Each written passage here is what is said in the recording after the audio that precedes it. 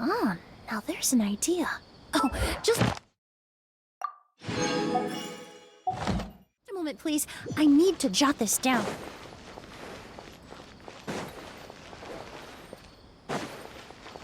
Yeah.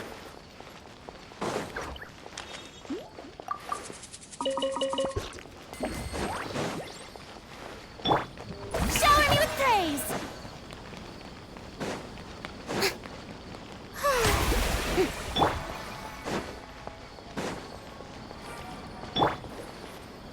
Oh, it's the great Dendro Archon. How can I help you? I would like to check the registration records of a Kasharawar scholar. He should be in an unconscious state right now. Okay, just a moment.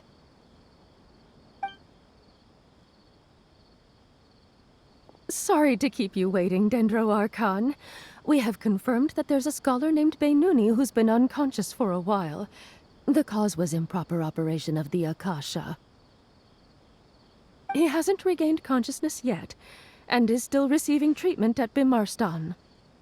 Huh? Isn't his name Moses? I guess he didn't want to be recognized or bothered by anyone. Please, give the knowledge stored in this to the Matra and ask them to import it into Beinuni's brain. Understood. But for safety reasons, I need to know why. It's simple. This contains his consciousness. It's long been trapped inside of a dream. He's committed an act that affected the safety of Sumeru. After he wakes up, I'll inform the General Mahamatra of all the details. I see. I'll take care of this right away. Thank you, great Dendro Archon. No problem.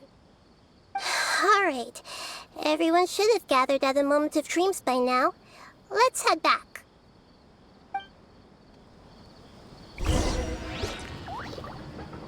I'll take care of it as soon as possible. Don't worry.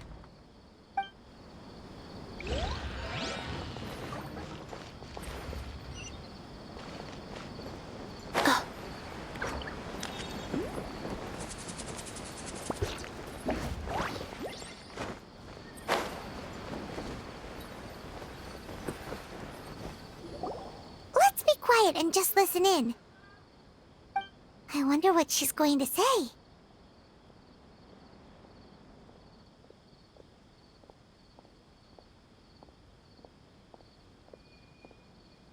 Hello, all of you who have just woken up. I'm sorry for interrupting your beautiful dreams.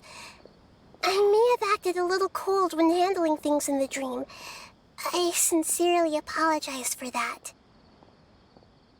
Dreams have amazing power. They inspire us to remain resolute in the face of adversity and help those with aspirations achieve their desires. But dreams also have the potential to exploit people, confuse the senses, and distort the truth. Unfortunately, you were all chosen as prey for an elaborate scheme.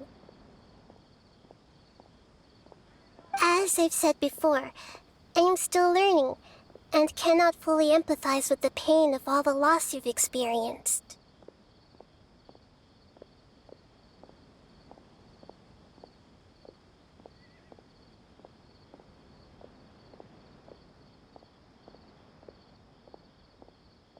But just take a good look around you, and you'll see many other people who have had similar experiences. You should be proud that you've been able to gather here and look toward the future together.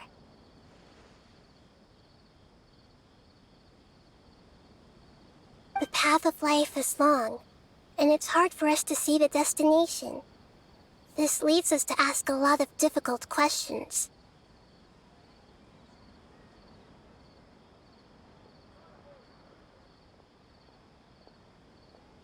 What's the meaning of life? What's the purpose of my existence? Why do I keep experiencing pain and loss? Of course, the most comfortable choice is to stop progressing, give up thinking, and just keep repeating whatever you're already familiar with.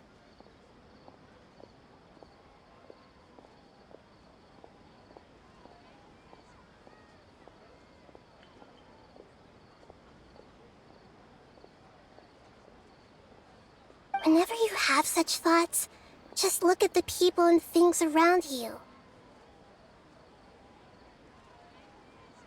Some people work hard all day so that their families can have a hot meal on the table at night.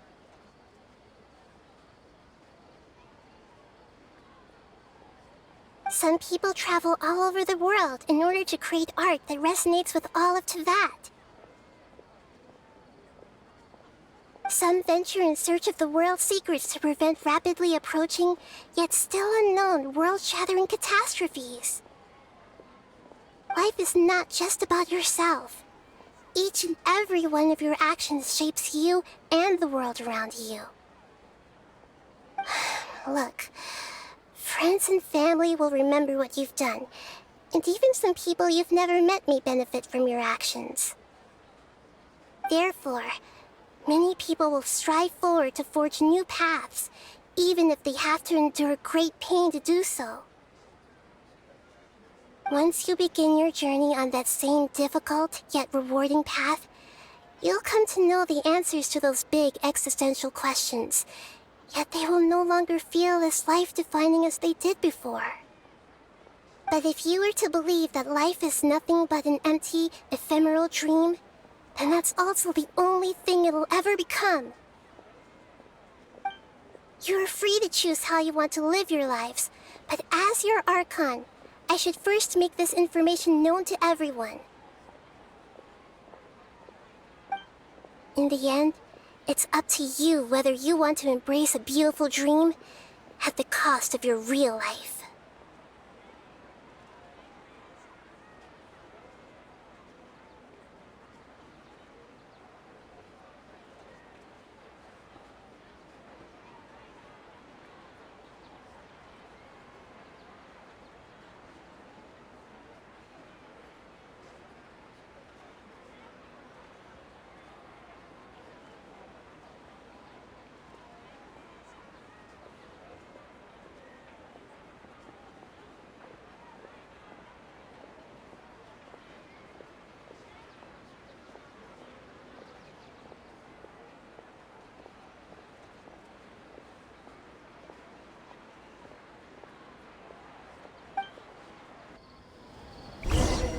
Nahida said she wanted to speak with us alone.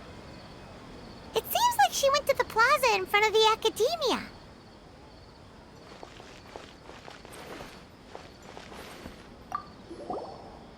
Thank you for rescuing me. I'm really sorry. Luckily, Haidar wasn't injured because of my stupid mistake. Dad said you're amazing. You're real heroes. Hey.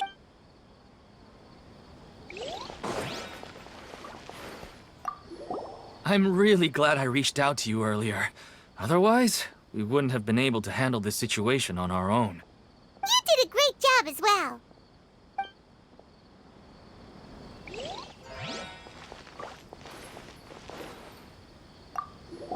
I'm still a little dizzy from sleeping so long. Just give me a moment here.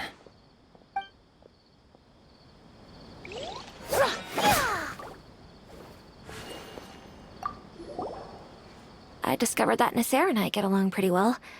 We both have pretty straightforward personalities. It also turns out we both disagreed with a Dendro Archon. One in real life, and one in the dream.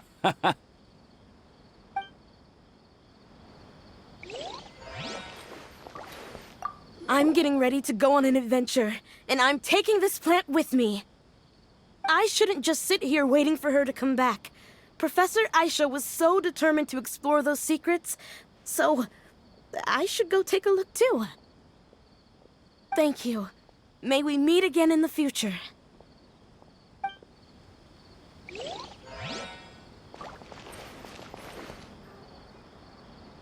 Since we were neighbors in the dream, how about we rent a place together?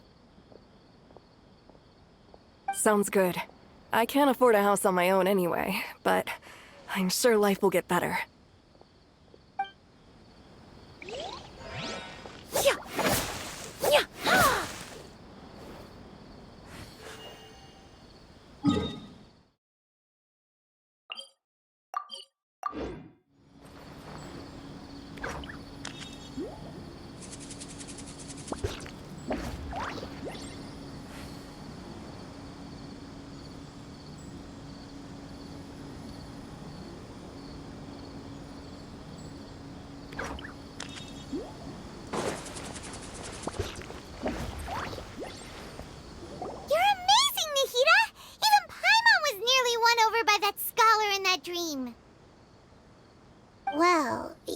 very good at manipulating the weaknesses of human nature, but perhaps he himself had fallen prisoner to them long ago. That dream was incredibly beautiful and enticing. Ordinary people couldn't see through it and easily lost themselves within it.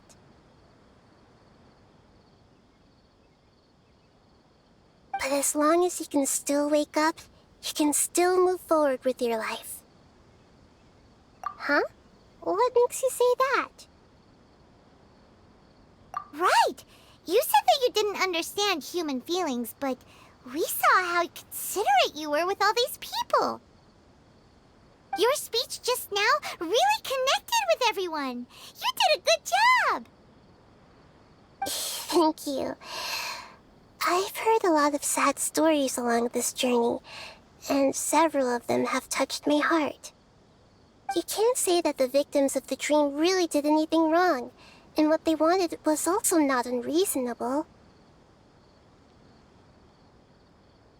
That's why I could understand them when they tried to resist us and protect the dream.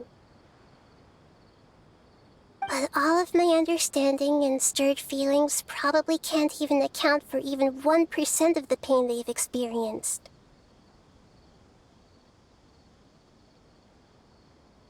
I don't think this 1% can be seen as an example of what you call empathy.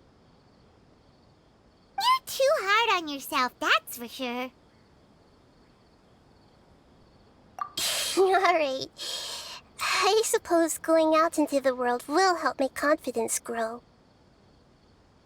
I've learned that emotions are nothing like knowledge, and that's why it's hard for me to put them into words sometimes. Benuni, or Mercedes, said that I had never personally felt the pain of loss, but I have a vague feeling that this isn't true. The moment I entered the dream, I felt like I was wrapped in a blanket of warm feelings. It was so warm that it felt like I had returned to the start of my life, and I didn't want to wake up anymore. But when I opened my eyes, the feeling was gone without a trace.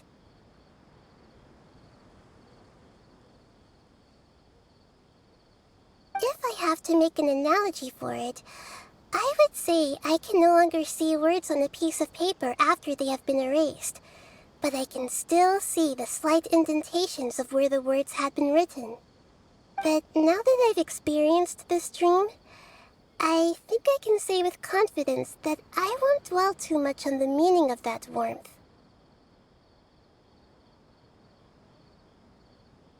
It's enough that I can tell I was once supported by that warmth, and its existence has allowed me to get to where I am today. If I dwell too much on its exact nature, I would be putting the cart before the horse. I gave a speech to inspire my people, so if I were to fail to live up to those words myself, then that would be too embarrassing.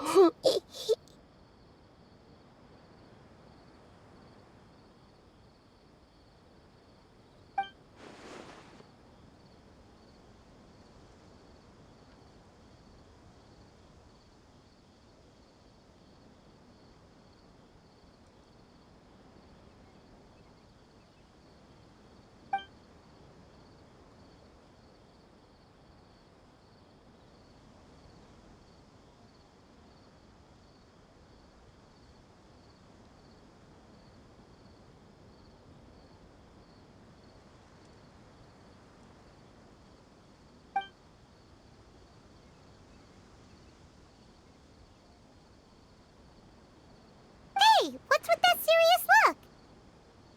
You keep looking like there's something you want to say. Is there anything you want to tell me? Okay. Since we just woke up, let's stretch a little bit.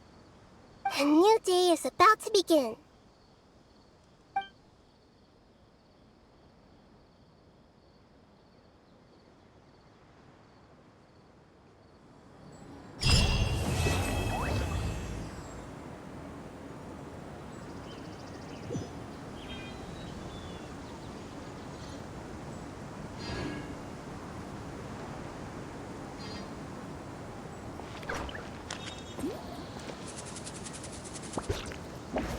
neutralize.